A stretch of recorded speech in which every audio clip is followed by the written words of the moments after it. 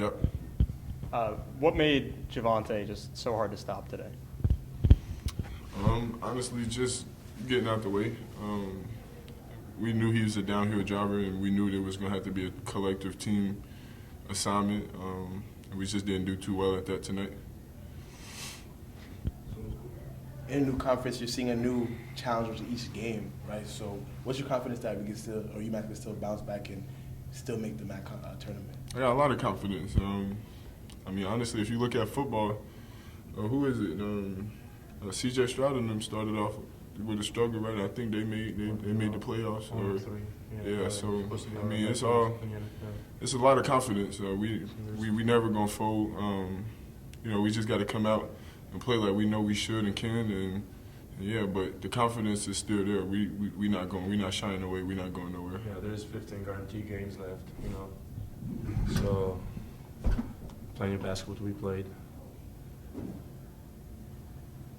We have for you 32 and 14 on the night. What was giving you success out there?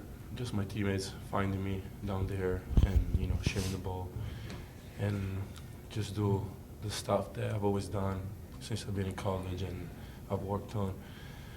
And yeah, but at the end of the day, it didn't really matter, because we need to play better on the defensive end. We can allow anybody to score 47 points on us. For sure. How do you guys manage foul trouble? It's kind of been an issue. How do you going forward? How do you kind of manage aggressiveness and staying out of foul trouble? Eliminate the cheap ones.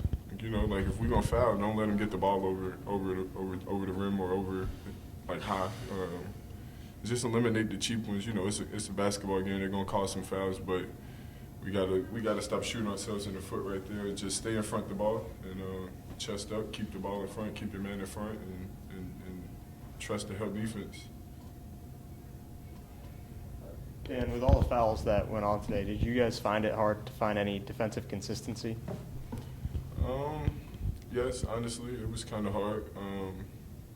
But then that goes back to what I said, take the cheap ones out and keep the ball in front of you, keep your man in front of you, and I feel like we would be in good position. But yeah, it was for sure hard to find some consistency. I feel like Coach Frank did a good job managing that, changing the defenses, and we just needed to do our part. You guys were up 7 with a minute left. Just execution in that final minute of regulation. Just not being able to execute. I mean, I don't really think we didn't really. I feel like we executed. They made some tough threes, some tough shots. The last play, number 2 got fouled. I haven't looked at it. I was on the bench, so I didn't really have a nice view of it. I'm not really sure if it was a foul or not. But just, they made the right plays. They made, they find the right guy every single time. And, it came down to us making free throws. I feel like we made pretty much almost every free throw towards the end. But, if we make 2 free throws, they make a 3. That's a point every time they make a 3. I think they made 2 threes and a 3-point play. And for maybe a layup. So, that's kind of what happened. I feel like we executed whatever coach told us to do. Campbell, Gideon Parker was lining up in the second half. So how big of it was a loss when he fouled out, and how big was the emphasis on getting Campbell his 5th foul down the stretch? For KJ, he one of our guys, So I feel like for me personally, it was tough for him to foul out. His offensive presence, he was cooking up towards the end. So him fouling out was but it's the next man up mentality.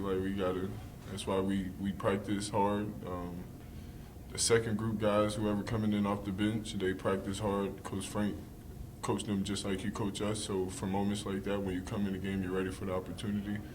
And it's always good to foul somebody else out too. So for the second part of your question, it felt like that was good to foul him out, but I don't think it was a point of emphasis.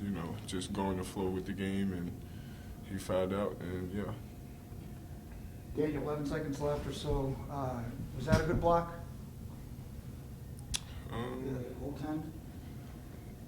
I don't really talk too much about what the refs with the refs call. I keep it.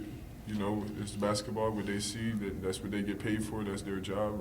He said it was goaltend, so that's what the call was.